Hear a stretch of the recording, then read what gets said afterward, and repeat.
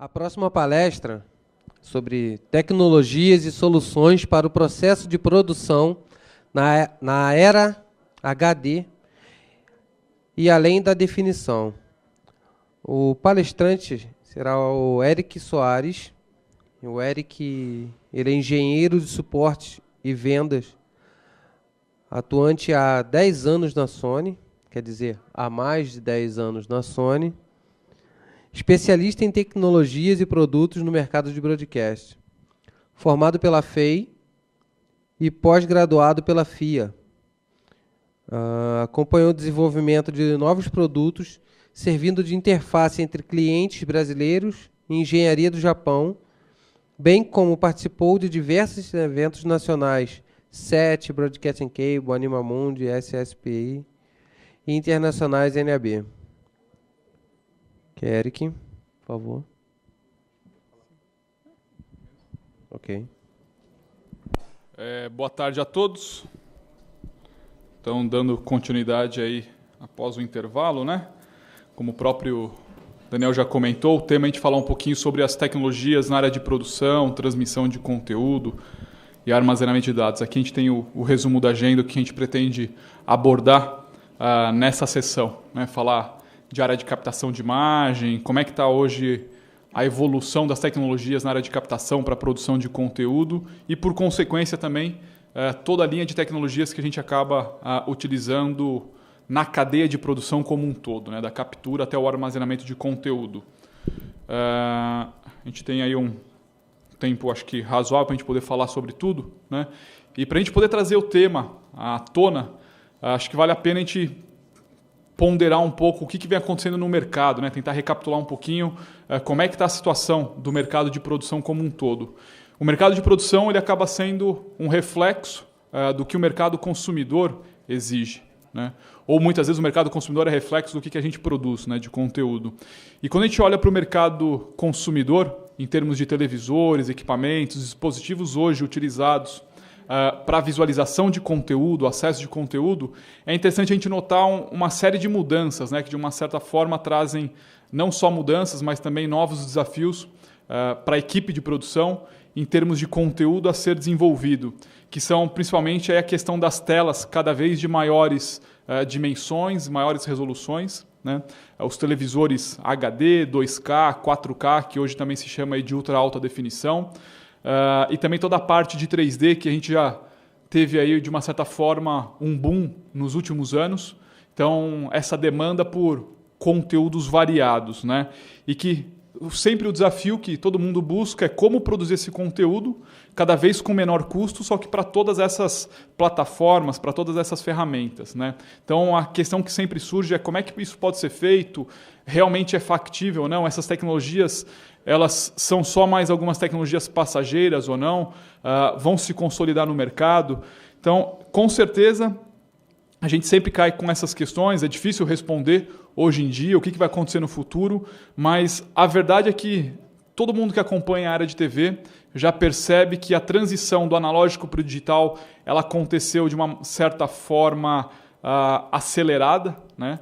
Se a gente olhar no espaço de tempo que a gente teve a TV analógica para o digital, o tempo que a gente tem para fazer essa transição é bem menor. E a partir do momento que a gente trabalha com digital, o Standard Definition, a alta definição e mesmo essas novas tecnologias, cada vez elas acabam surgindo aí em ritmos mais acelerados. E sempre fica essa questão, né? Será que trabalhar além de alta definição, essa questão de 2K, 4K, pode ser possível? Realmente é possível? É um fato? A gente tem uma série de informações, né, que já estão no mercado, notícias do que vem acontecendo com essa parte de 2K, 4K, ultra alta definição, que vai além do 4K, e diversos testes, transmissões, claro que ainda em caráter experimental, já se iniciaram há mais de 2 anos, né? Então essa é uma tendência que a gente percebe em diversos países, esse tipo de pesquisa, e o Brasil não está fora disso. A gente observar o que vai acontecer nos próximos anos, existe uma série de comprometimentos de diversas entidades para poder fazerem testes nessa parte de transmissão, produção de conteúdo 4K, né? No ano passado mesmo, no IBC, em Amsterdã, já se comentava muito essa questão de maior resolução, né? Ferramentas que estavam surgindo, se discutiu muito a questão de tecnologias de compressão para viabilizar isso. E no nosso stand existia um televisor 4K já recebendo conteúdo de contribuição, né? Então você já tinha sinal por satélite de contribuição, fazendo aí a codificação MPEG-4, enviando conteúdo 4K ao vivo.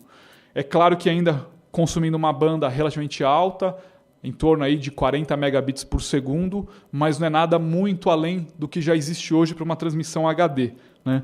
E aí como viabilizar isso para o mercado doméstico? O fato é que no mercado doméstico, esse ano já, se nós olharmos aí a tendência também do mercado consumidor, uma série de fabricantes, não só a gente, mas diversos fabricantes mostraram diversos produtos que usam essas tecnologias de maior qualidade, né? Ou seja, estamos falando que o consumidor final, o telespectador, ele já tem disponível hoje ferramentas para poder acessar esse conteúdo com maior qualidade, que vão desde televisores, câmeras, displays, fabricantes também que mostraram sistemas de transmissão de conteúdo para aplicação doméstica, para fazer download de conteúdo de filmes, programas. TVs acabam anunciando alguns canais experimentais em 4K já em alguns países, e até mesmo tablets de altíssima resolução, né? Então, são tendências que vêm acontecendo no mercado que, de uma certa forma, acabam influenciando isso. E quando a gente olha para a questão do mercado de produção propriamente dito, a verdade é que o mercado de produção também, hoje, toda a base, né, da grande maior parte do mercado já é HD. Mesmo nas situações em que não se transmite conteúdo HD, muitos clientes, muitas emissoras, muitas produtoras já trabalham com conteúdo HD. Tanto é que, no início da transição do analógico para o digital, muitas produtoras e muitas emissoras também já começaram a investir no primeiro momento para produzir conteúdo HD, embora a transmissão não fosse HD. Então, hoje nós vivenciamos exatamente esse mesmo modelo, ou essa mesma situação, né? A possibilidade de dar um passo à frente, adotar novas tecnologias que estão surgindo, para quê? Para que futuramente você possa utilizar esse material, utilizar o acervo de imagem e ter maior qualidade da imagem, tanto na produção atual, quanto futuramente no reaproveitamento do conteúdo, né? E quando a gente fala nesse aspecto, são diversas melhorias que se buscam hoje, né? Os diversos fabricantes procuram melhorias não só no aspecto da resolução da imagem, mas também em aspectos como taxa de quadros, né? Imagens de maior velocidade, range dinâmico, para poder capturar imagens com maior fidelidade em termos de gama de cores, sensibilidade, do claro ao escuro, da saturação ao pouco saturado, o vídeo, como também toda a parte de visualização e a experiência de você ter um conteúdo com a sensação da profundidade, que é a questão do 3D. Ou seja, hoje essas são as principais vertentes que se procura no mercado com ferramentas, tecnologias que possam absorver isso. E o interessante é que todas essas tecnologias já estão disponíveis comercialmente, né? Até pouco tempo atrás, se comentou muito sobre 3D, né? E hoje, com as tecnologias que existem, que inclusive é o foco que a gente vai comentar um pouco mais aqui, com a parte de tecnologias de sensores grandes, 35 milímetros, e toda a evolução tecnológica que veio decorrente dessas tecnologias, a gente consegue englobar todas essas outras áreas, né? Alta resolução, alto contraste dinâmico de imagens, reprodução de cores, então toda essa possibilidade em termos de recursos tecnológicos. Então a primeira parte da apresentação é falar um pouquinho sobre essa questão de captação, né? Quando a gente fala em captação, hoje se comenta muito essa questão da ultra alta definição, ou então, como se comenta também, a questão do 2K, 4K, 8K, né? O que é o K? O K é o termo que, para quem é da área de engenharia, já está mais familiarizado, que costuma significar que é vezes 1000, né? No caso de imagem, esse termo K ele vem dos sistemas de digitalização de película, né? Que eles começaram com o conceito de linha de sensores, né? A linha de pixels que você tem no sensor, sempre numa base de 2 elevado a um expoente. Então, 2 elevado a 10, 2 elevado a 11, a 12, 13. E assim você obtinha uma resolução de 1024, 2048, 4096 pixels por linha. E essa é a base da terminologia, do 1, 2, 4, 8, 16K e assim sucessivamente, né? Isso significa que aquilo que nós conhecemos hoje como o HDTV, o Full HD, que são 1920 pixels por 1080 linhas, quando a gente fala de 4K, a gente começa a falar de 4096 pixels por 2160 linhas. Praticamente dobrou a resolução horizontal e dobrou a resolução vertical, né? O equivalente aqui praticamente a 4 imagens HD dentro desse quadro 4K, né? Que é uma tecnologia que ela começou com esse conceito de digitalização de imagens de película, vem do cinema.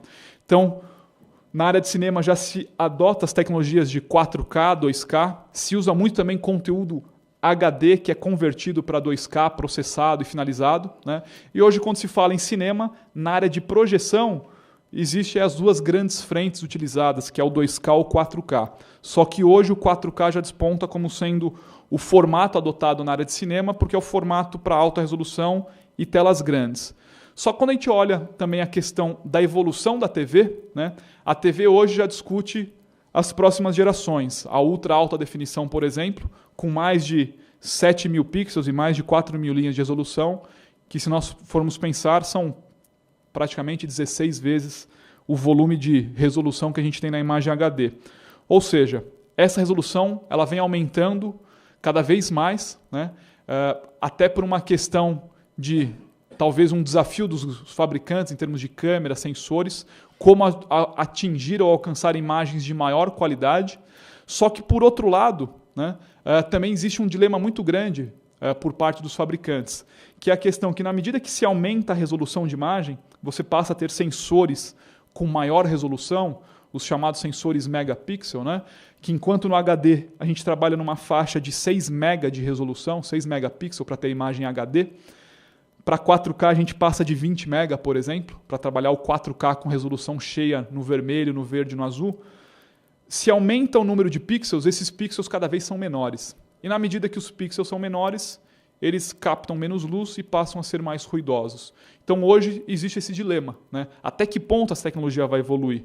É claro que avanços surgem a cada dia, pesquisa é constante para poder oferecer esse tipo de benefício.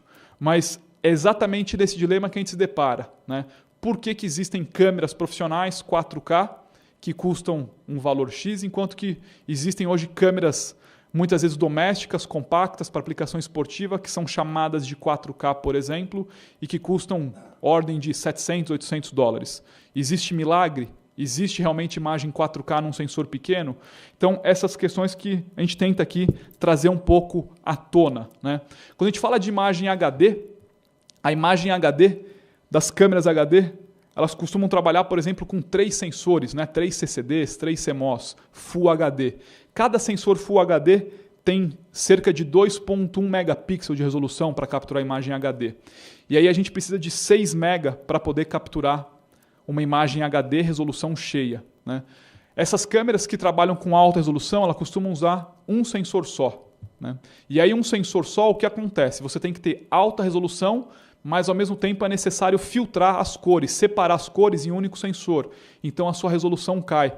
Então em câmeras, esse aqui é um exemplo, uma câmera de cinema, né, que é dita ser 3K de resolução. Ela tem 2.880 pixels, só que o que acontece? Como ela tem que separar as cores vermelho, verde e azul, ela acaba tendo uma resolução inferior a uma câmera HD Broadcast. Aqui é o exemplo de uma própria câmera nossa, a PMW F3, que é uma câmera para aplicação de produção, onde você tem um sensor de alta resolução, né, um sensor de mais de 2.400 pixels, só que nós não afirmamos ser uma câmera 2K, por exemplo, ou 2.5K, como o mercado costuma falar. Porque é uma câmera que entrega imagem próximo da resolução HD, dentro da realidade de imagens de alta definição, né? Agora, se nós formos falar de câmeras que vão além da alta definição, né, existem sim câmeras que têm maior resolução, mais de 4.000 pixels no sensor, mais de 5.000 pixels, que vão te dar maior resolução do que as câmeras HD. E existe também uma câmera, inclusive nossa mesmo, que trabalha com altíssima resolução, que é a câmera que tem o sensor de maior resolução hoje no mercado. Ou seja, quando a gente fala de resolução de imagem, é muito importante a gente sempre ponderar o que está sendo avaliado. É resolução do sensor ou resolução de imagem real, porque a resolução da imagem ela é composta pelas 3 cores, né? Se você tem uma câmera que tem 4.000 elementos, só que esses 4.000 elementos vão ter que ser separados em vermelho, verde e azul, muito provavelmente ela vai estar um pouco acima de uma câmera HD. Agora, se você tem uma câmera que tem altíssima resolução, você consegue trazer ganhos, benefícios, né? Então, esse é um dos aspectos, né, do sensor, a questão da resolução. Um outro aspecto importante que existe é o tamanho do sensor, né? Tradicionalmente, os clientes broadcast, o grande mercado broadcast costuma trabalhar como referência com câmeras de sensor 2/3. Né? Quando a gente passa a falar de câmeras de produção, de alta resolução, a gente costuma falar de câmeras sensor Super 35mm. Aqui é um exemplo de um sensor Super 35 eletrônico, que ele tem exatamente a mesma janela que a película do cinema de 35mm. Ou seja, a área de captura de luz para ter a formação da imagem é 6 vezes maior. Isso significa que você tem muito maior volume de luz, muito mais sensibilidade no sensor, pelo simples fato dele ter maior dimensão. É bem o conceito que a gente costuma falar de janela, né? Se você tem uma janela grande e uma janela pequena, onde entra mais luz? É onde a janela é maior. Então, esse é o conceito da janela de captação de imagem. E outro ponto importante é, na medida que a gente aumenta o tamanho do sensor, a gente também pode aumentar o tamanho do pixel e aumentar a sensibilidade pixel a pixel. Aqui é um tamanho de um sensor referência, só para a gente ter uma ideia de proporção, né, de uma câmera de cinema, né, muitas vezes dita no mercado, e aqui de câmera fotográfica, que é muito utilizado também hoje pelo mercado de produção. Hoje as câmeras fotográficas, de uma certa forma, têm o pixel maior do que uma câmera de cinema. Né? Só que a gente pega uma câmera, por exemplo, de aplicação para produção broadcast, o tamanho do pixel é maior do que qualquer outra câmera de mercado. Ou seja, fatores como o tamanho do sensor, o tamanho do pixel e a resolução desse sensor é que contribuem para essa qualidade de imagem. Né? Que é o que nós costumamos falar, por exemplo, na nossa linha de produtos, que nós trabalhamos, por exemplo, com um sensor Super 35mm. Os sensores Super 35mm, eles possuem uma área grande, como eu mostrei, muito maior do que uma câmera broadcast, só que além disso, toda essa questão do pixel maior, né, do sensor maior para poder garantir alta resolução e alta qualidade de imagem. Outra característica importante quando a gente fala de sensor Super 35, foge do aspecto técnico. Né? A grande maior parte do pessoal aqui é de área técnica, mas existe a questão da produção, a linguagem artística. O sensor grande oferece essa possibilidade de captação de imagem, onde você controla o foco. Você tem um plano de foco muito bem definido e os outros planos você consegue desfocar. Isso é inerente ao sensor grande pela composição das lentes utilizadas com sensores grandes, que você consegue ter precisão na convergência da luz dentro do sensor. Então, com sensores grandes você consegue ter essa possibilidade. Né? Falando de sensor grande, é interessante a gente comentar algumas tecnologias que deram origem e provocaram aí um certo desenvolvimento acelerado de outras tecnologias na área de captação de imagem. Hoje nós temos, por exemplo, um sensor, que é o sensor da F65, que é um sensor que ele tem resolução 8K, ele tem 8.000 elementos em uma linha. Né? Então, enquanto as tradicionais câmeras 4K, inclusive nós temos câmeras 4K também, possuem um certo espaçamento, né? Esse sensor tem muito maior resolução. Esse foi um dos primeiros sensores que a gente trabalhou no desenvolvimento para alcançar alta resolução e alta sensibilidade, e essa tecnologia hoje ela extrapolou para outras linhas de produtos. Né? Para a gente ter uma ideia, esse sensor ele foi desenvolvido pensando em ter grande range dinâmico, para você poder ter alta sensibilidade, ter alta velocidade de processamento para poder conseguir trabalhar com altíssima resolução. Nós estamos falando de mais de 8.000 elementos, né, para você poder capturar a informação da imagem e processar isso, ao mesmo tempo que ele fosse compacto, para poder caber dentro de um sensor de um tamanho 35mm. Então, isso chegou a um sensor que processa a informação em taxas de próximo a 35 gigabits por segundo, para a gente ter uma ideia. Né?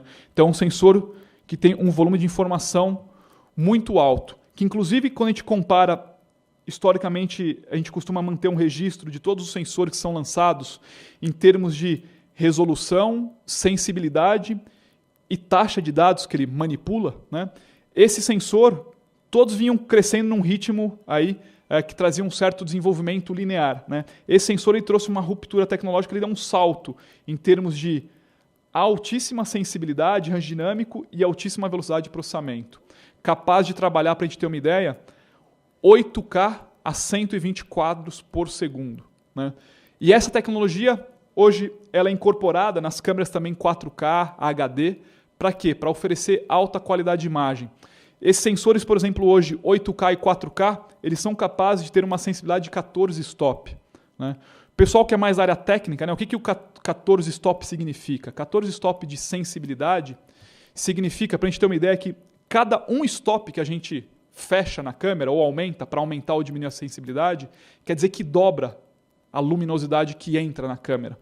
Se a gente fecha 14 stops na câmera, quer dizer que se você, por exemplo, tinha 2.000 lumens entrando no sensor, você teve uma redução de 14 stops, ele caiu de 2.000 para 0,24. Né? Ou seja, esse tipo de sensor você consegue trabalhar sem luz nenhuma, sem ruído e com alta resolução. Ele ainda consegue captar a informação de imagem que pode ser usada na pós-produção. Além disso, toda vez que a gente fala de sensores de alta resolução, existem problemas como, por exemplo, distorção de imagem, né? A imagem fica inclinada porque o tempo em que o pixel superior lê é diferente em relação ao pixel inferior e a imagem fica distorcida. Bem como quando você tem, por exemplo, intensidade de luz intensa, um flash, você tem uma parte da imagem com uma intensidade e outra diferente. E hoje, nós temos processamento, por exemplo, que faz a varredura de todos os pixels de uma vez só. Então você não tem esse tipo de problema. É possível eliminar esse tipo de sintoma direto no sensor da câmera. Você elimina esse tipo de característica.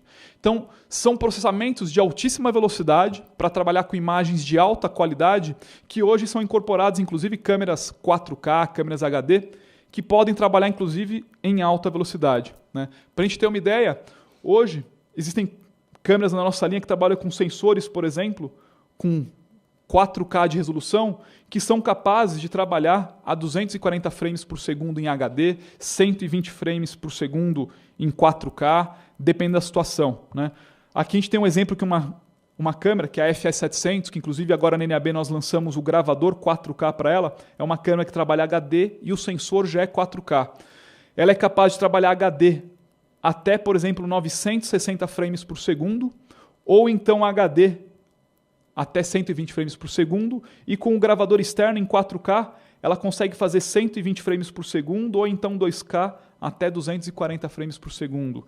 Ou seja, na área de pós-produção, você pode capturar em alta velocidade e ter todo esse leque de opções. Não só essa câmera, como outras. Nós tivemos alguns lançamentos no começo do ano, né, que são câmeras que trabalham 4K, também 2K, 4K com compressão, que são capazes de chegar até 240 frames, por exemplo, né, em 2K, 60 frames por segundo no 4K chamado RAW, que é o 4K bruto do sensor, sem processamento nenhum, sem compressão nenhuma, né, bem como também com compressão, né, que inclusive, essa aqui também é uma outra área importante a gente comentar, a gente está falando de captação, falamos de sensor, a parte de compressão. Né.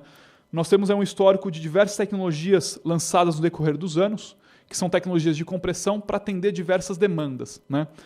Tecnologias onde a gente começou, por exemplo, a alta definição na área de produção, há mais de 13 anos, aí, que é o HDCAM, o HDCAM SR, as tecnologias, por exemplo, do XDCAM, que trabalha em disco, cartão de memória, e agora, mais recentemente, a compressão XAVC, que é voltado para esse mercado de produção de conteúdo de alta qualidade, né? Que pode ir do HD e além do HD.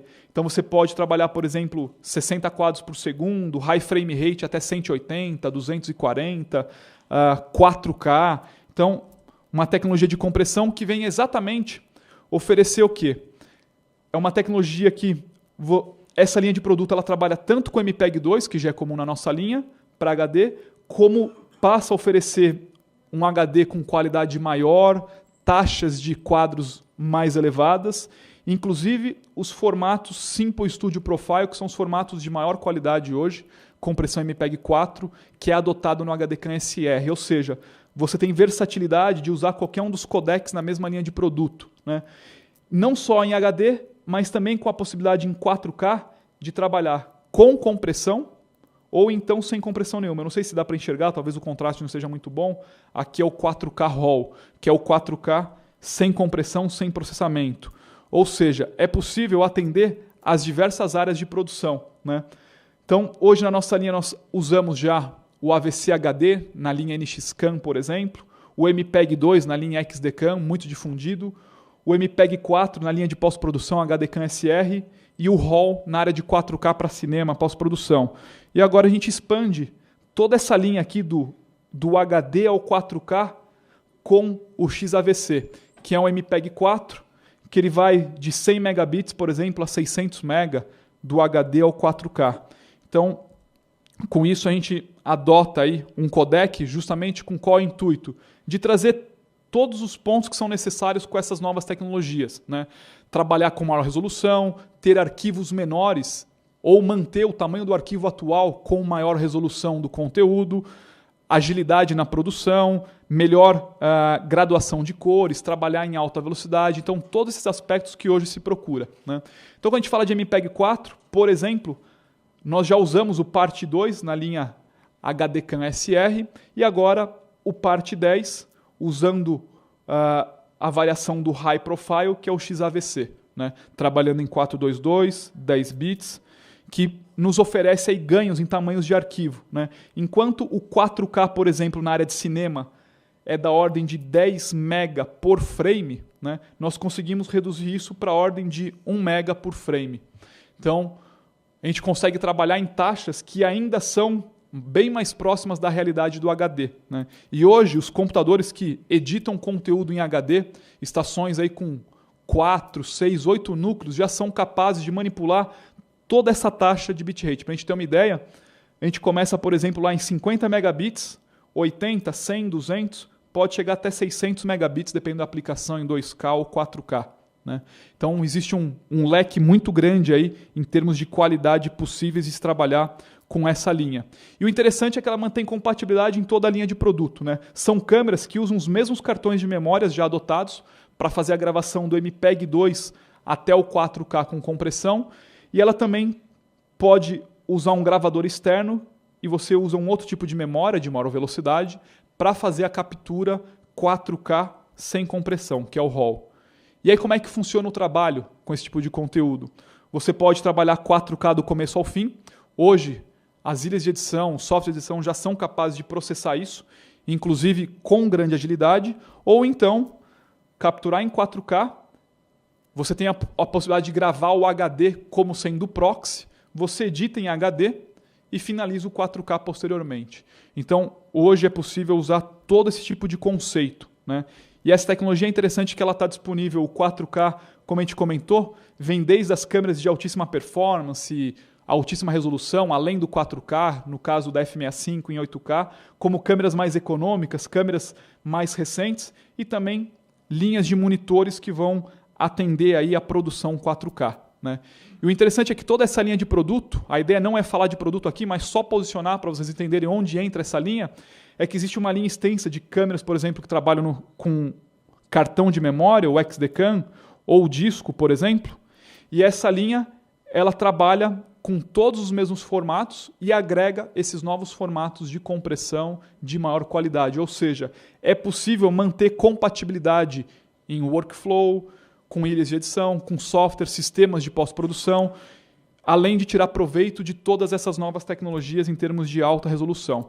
Então, quando a gente fala hoje em tecnologia Super 35mm, nós vamos do HD ao 4K RAW, que é o 4K real, com sensor 8K, né? Tendo aí linhas econômicas, gravação 4K, essas linhas mais recentes que usam também a compressão XAVC MPEG 4, ou seja, existe um leque de opções para diversas aplicações no mercado, né? Nós falamos aí de uma das áreas que é a área de captação. Uma outra área importante é a área de produção em si, né? Então nós também temos ferramentas como a monitoração 4K. Então hoje a tecnologia de monitores, por exemplo, capaz de processar sinal 4K em 10 bits, inclusive reproduzir conteúdo do cartão de memória já direto no monitor para você poder visualizar o conteúdo, interfaces tanto 3G HDSDI como HDMI para fazer a transmissão 4K do conteúdo. Então, monitores que dão muita versatilidade. E não só a monitoração, mas também a produção ao vivo, né? Nós anunciamos na NAB esse ano e mostramos a linha de câmeras que permite fazer a produção 4K ao vivo, mantendo compatibilidade com a nossa linha de câmeras HD. Então, hoje, câmeras de HD de estúdio com CCU remoto podem trabalhar e coexistir no mesmo ambiente com a câmera 4K, o sistema de transmissão por fibra, o mesmo CCU, o mesmo remoto, e a partir de uma transmissão 4K, de uma câmera 4K, você tanto pode obter o sinal down converter, que vira HD, né, nesse caso 4K vira HD, como você pode obter o 4K, que são 4 conexões 4G HDSDI, né, 3G HDSDI, desculpa, e você também tem a saída cutout, que é uma saída que você escolhe o enquadramento que você quer do 4K para manter relação de 1 para 1.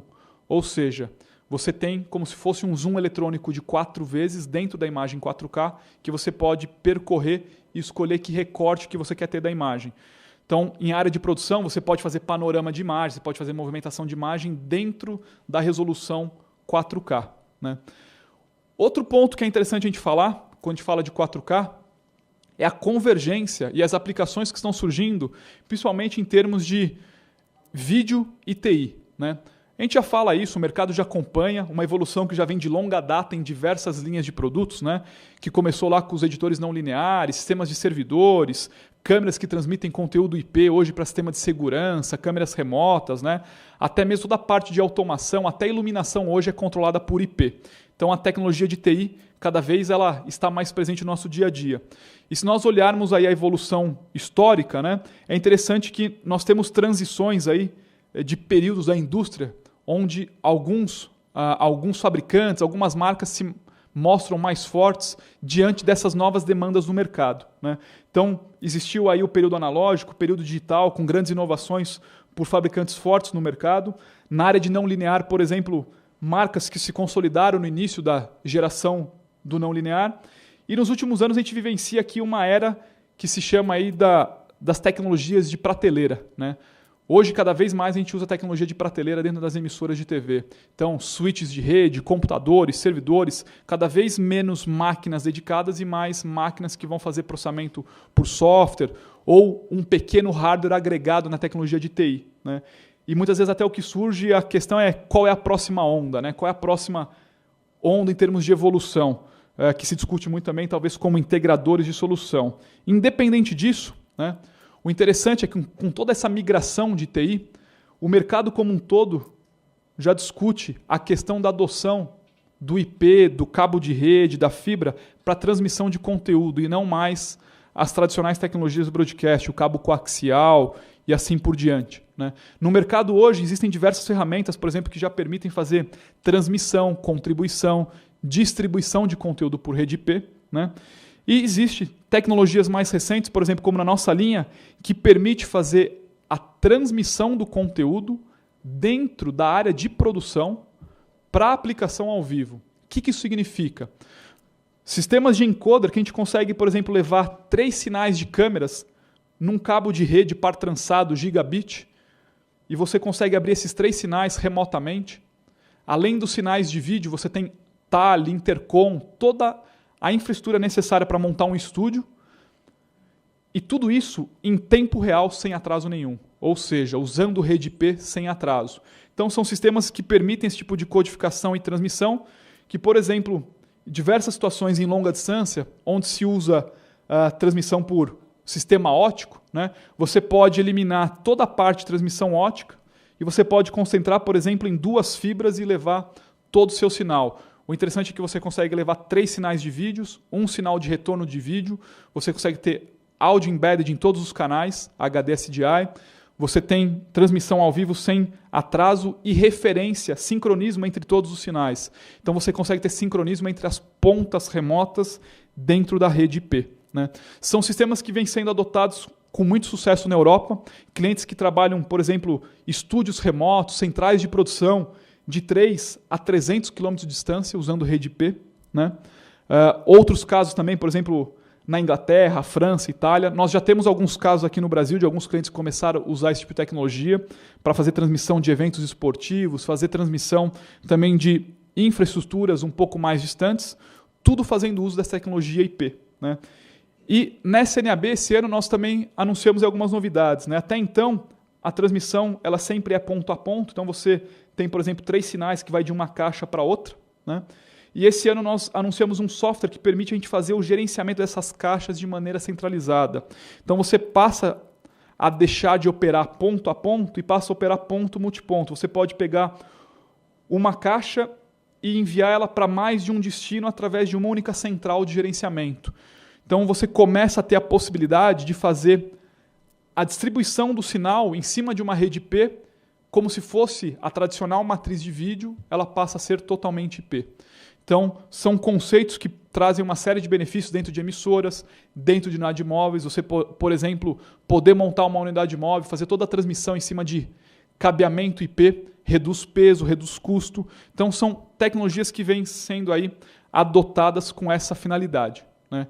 Então, inclusive, essas tecnologias de transmissão IP é que são ditas como as possíveis facilitadoras para a transmissão 4K, né? Porque trabalhar com 4 cabos HD-SDI na infraestrutura, por exemplo, para levar o sinal 4K, é bem mais complexo do que um simples cabo de rede, né? Então, esse é um dos pontos aí quando a gente fala em termos de produção de alta qualidade.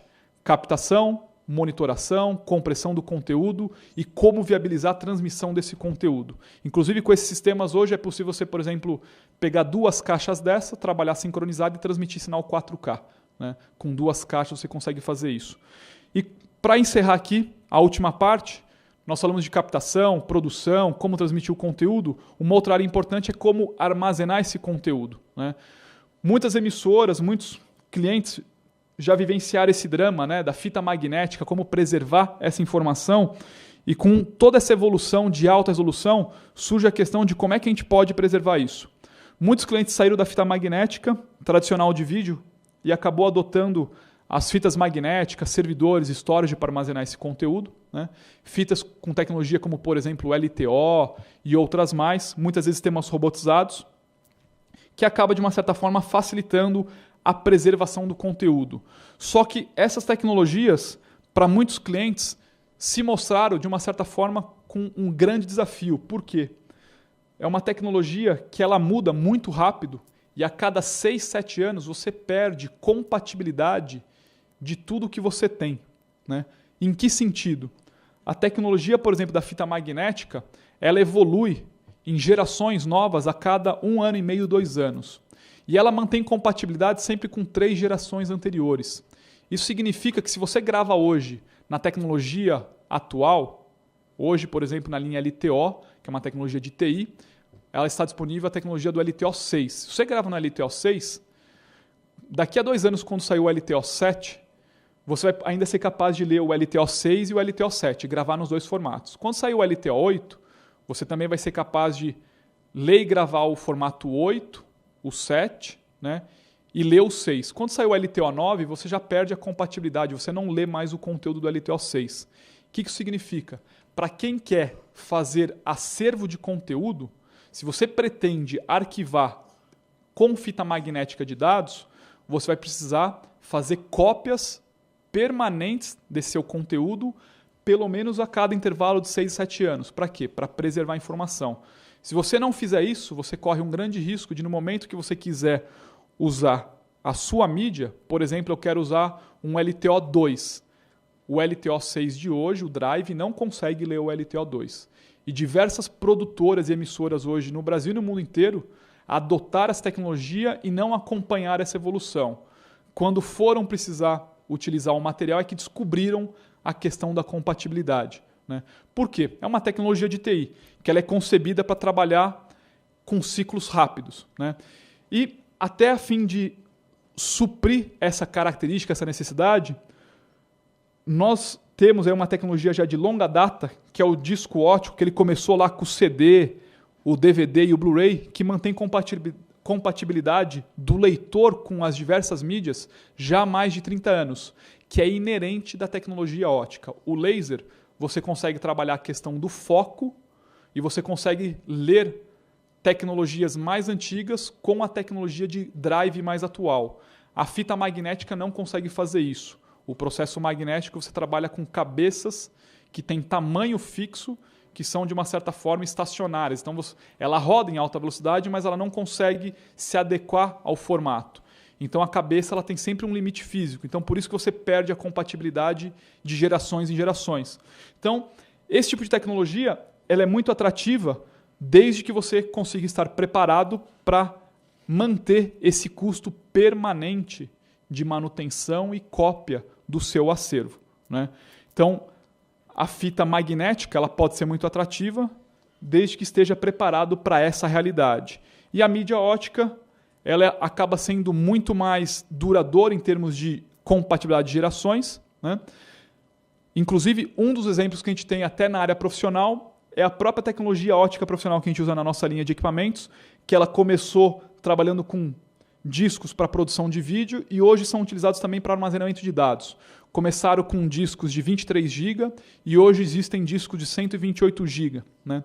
E com base nisso, já em 2011 nós mostramos um protótipo da tecnologia ótica para armazenamento para arquivo de vídeo. É uma aplicação específica para o mercado broadcast. Com qual intuito? De você poder usar uma tecnologia que você tem durabilidade, a mídia ótica você consegue ler e reler mais de 1 milhão de vezes, você consegue ler e gravar mais de 1000 vezes. E nesse caso, você tem essa vantagem de você conseguir ter grande capacidade, né, até 1.5 tera em um cartucho óptico, similar a uma mídia magnética, com diversas opções entre mídias graváveis e regraváveis. E não só isso. Esse ano nós mostramos aí toda a linha de produto, que vão desde drives USB, drives de fibra, robóticas de pequena capacidade, robóticas escalonáveis, que para a gente ter uma ideia, por exemplo, na robótica escalonável, você pode começar com 7 unidades de rack, expandir, encher um rack inteiro. Um rack inteiro é possível chegar até 520 cartuchos ou 780 tera de informação em um único rack, né? O que equivale a mais de 28 mil horas, por exemplo, em 50 megabits, ou a mais de 50 mil horas em 25 megabits. Ou seja, uma tecnologia de capacidade voltada para a produção de vídeo, né? Por quê? Nós entendemos que o LTO e o disco óptico possuem características distintas e aplicações distintas. Nós mesmos também somos fabricantes da fita magnética, né? E a fita magnética, por esse ciclo rápido de uso e reaproveitamento, ela é interessante para armazenamento temporário ou o primeiro armazenamento de maior uso. Quando você não faz mais uso da mídia, ela tem que ser preservada para a posterioridade, o arquivo permanente, a mídia ótica é atrativa, porque você pode gravar, você pode armazenar, tem a robustez e a durabilidade, além de que a mídia ótica você pode guardar na prateleira sem grande preocupação, diferente da mídia magnética que tem uma série de preocupações em termos de preservação do conteúdo. Então, hoje o interessante é que muitos clientes já usam a fita magnética na prateleira.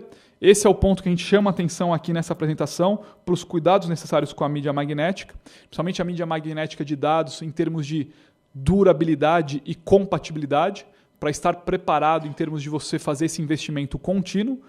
Muitos clientes já usam a mídia ótica convencional broadcast para fazer o arquivo, bem como agora essa nova tecnologia da mídia ótica especificamente desenvolvida para aplicação de arquivo, de grande capacidade e que faz a gravação em formato de dados, né? Então, dessa forma, você poder trabalhar com qualquer uma das tecnologias necessárias. E para encerrar aqui, como a gente falou de diversas tecnologias, só comentar, quem tiver interesse pode nos procurar. Nós também trabalhamos não só com a parte de produtos, mas também toda a parte de desenvolvimento de projeto. Com qual intuito? De poder desenhar e adotar os melhores produtos que vão atender essas necessidades, né? Então, diversos projetos que vão desde emissoras, unidades móveis, que podem atender essa necessidade, de forma a trazer o nosso conhecimento, o nosso expertise em toda a área de produção de conteúdo, trabalhando não só com equipamentos Sony, mas também os principais fabricantes de mercado para oferecer uma solução completa de ponta a ponta. Então a gente encerra aqui essa apresentação, né? E me coloco à disposição também, depois da apresentação, para quem tiver interesse, nos procurar, tirar informações também através do e-mail para tirar qualquer dúvida. Tá ok? Tá ok.